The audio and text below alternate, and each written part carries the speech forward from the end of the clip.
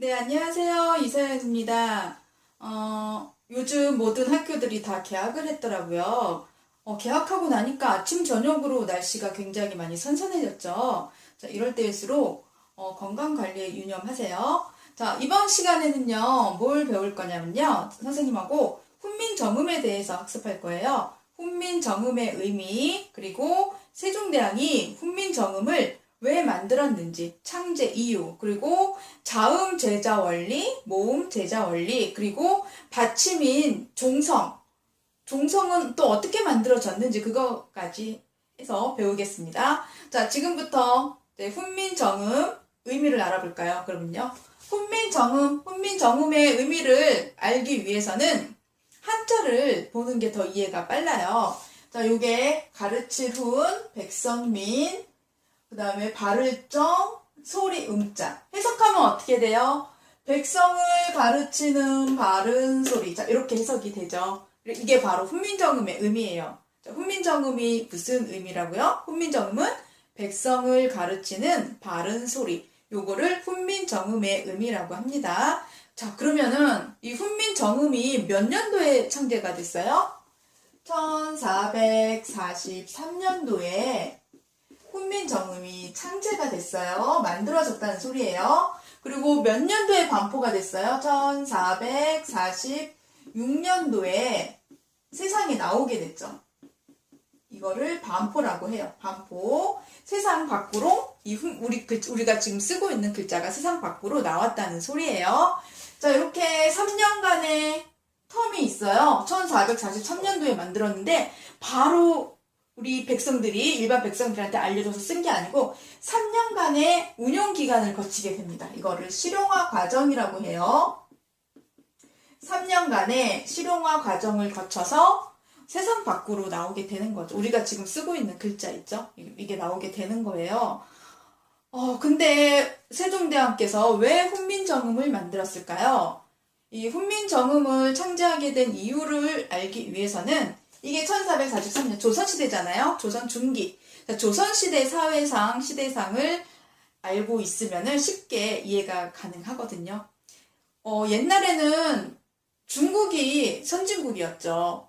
종주국이었죠. 세계를 강타하는 선진국이었어요. 그렇기 때문에 우리나라는 선진국 문물인 중국의 문화 영향을 많이 받았다고 해요. 그래서 중국이 지금 현재 무슨 글자를 쓰고 있어요? 한문을 쓰고 있죠. 그 한문을 우리가 받아서 쓰게 됩니다. 그 옛날에는 한자 문화권이었어요. 이 한자 문화권이었기 때문에 일반 백성들은 한자를 익히기가 쉽지가 않아요. 일반 평민들은 이 한자를 익힐 여유가 없어요. 그 한자는 누가 많이 썼냐면은 양반들. 이 양반들이 한자를 많이 익히고 썼죠.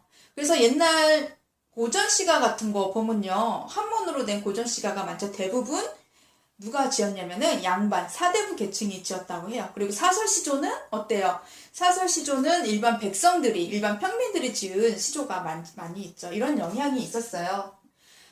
그리고 또 단적으로 실제 책에 나온 예를 들어준다면은 일반 백성들이 한문을 잘 모르잖아요. 그 사람들이 머리가 나빠가지고 한문을 못 익힌 게, 잘 모르는 게 아니고, 아침에 나가서 저녁까지 벼농사를 짓고 생활을 하기 때문에, 그러니까 하루하루 벌어서 먹고 살기 때문에 그 한문을 공부할 시간적 여유가 없었던 거죠. 자, 그래서 한문을 모르는 사람들이 많고, 그리고 우리 한문 익히기가 쉽지가 않아요. 굉장히 어려운 글자죠. 그렇다 보니까 자기 일반 백성들이 자기한테 집문서라든지 땅 문서가 있으면은 그거를 해독을 못하기 때문에 이게 무슨 말인지 모르기 때문에 그냥 그거 아무것도 아니구나 하고 그냥 넘어가는 경우, 그리고 그거를 아는 사람한테 가서 물어보면은 그 글을 아는 사람이 그 일반 백성이 가지고 있는 땅하고 토지 문서를 자기가 갖고 자기가 자기 재산처럼 쓰는 경우가 실제로 있었다고 해요.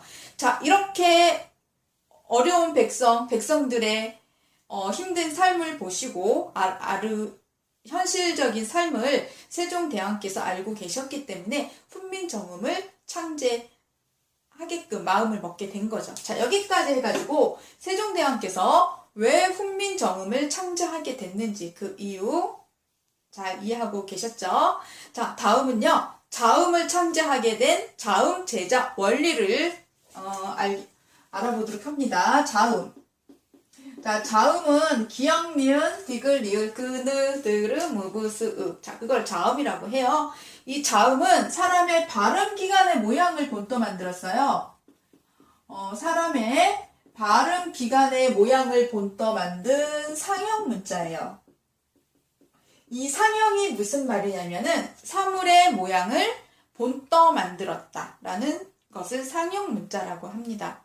자, 옛날에 세종대왕께서는 실제 중국 음운학에 조예가 깊어가지고 이 자음을 만들 때 실제 사람 목을 해부해가지고 실제 그거를 바탕으로 해서 발음 기관을 본떠서 이 자음을 만들었다고 합니다.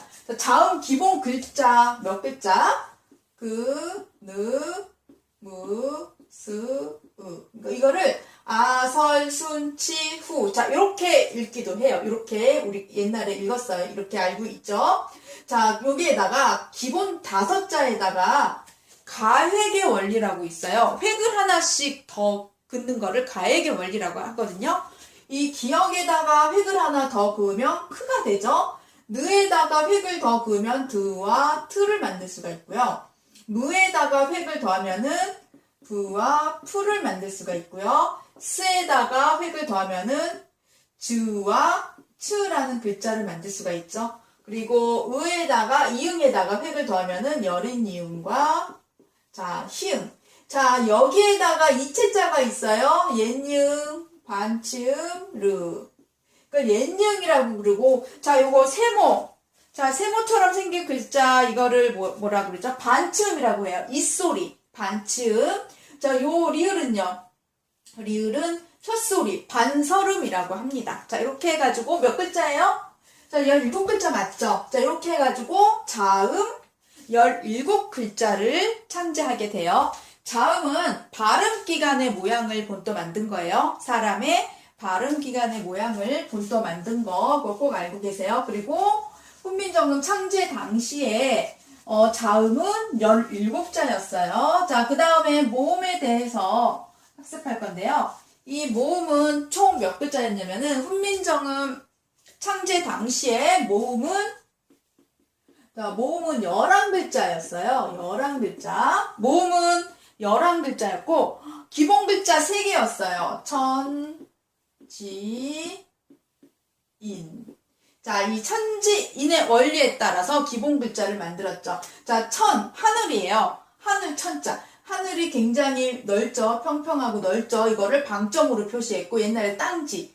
땅이 평평해요. 자, 평평한 모양을 본떠 만들었고, 인은 사람이 서 있는 모양을 본떠 만들었어요. 이렇게 천지인의 원리. 자, 요거 천지인의 원리는 우리 지금 친구들 휴대폰 문자 보낼 때 천지인의 원리로 해가지고 가액을 해가지고 문자 치는 거 알고 계시죠? 그거 모르는 학생들 있더라고요. 이게 천지인의 원리에 따라서 우리가 쓰는 휴대폰 문자 메시지 이걸 이용하게 된 거예요. 자, 그리고 이 기본자 세 자에다가 자, 그 다음에 초출자라고 있어요. 오, 아, 우, 어. 자, 요거를 초출자라고 해요. 초출자는 처음 만든 글자를 초출자라고 해요. 자, 예를 하나 든다면은 어는 방점과 이가 합쳐져서 어가 된 거죠. 그 다음에 이게 처음에 만들어진 글자를 초출자. 그 다음에 요, 야, 유, 여. 자, 요거는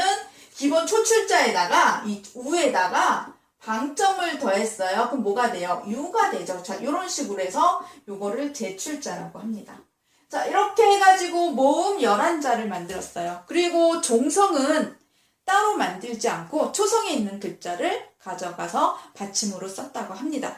자, 오늘 훈민정음 제자 원리, 그거 굉장히 중요한 거예요. 자음 제자 원리, 그다음에 모음 제자 원리, 그리고 종성은 따로 만들지 않고 따로 만들지 않고 초성을 갖다가 썼다는 거 기억하고 계시면 있으면 되고요. 그리고 훈민정음의 무슨 뜻이라고요? 백성을 가르치는 바른 소리. 자, 오늘 여기까지. 자, 수고 많으셨어요. 네, 다음 시간에는 훈민정음 원본을 가지고 학습하도록 하겠습니다. 네, 감사합니다.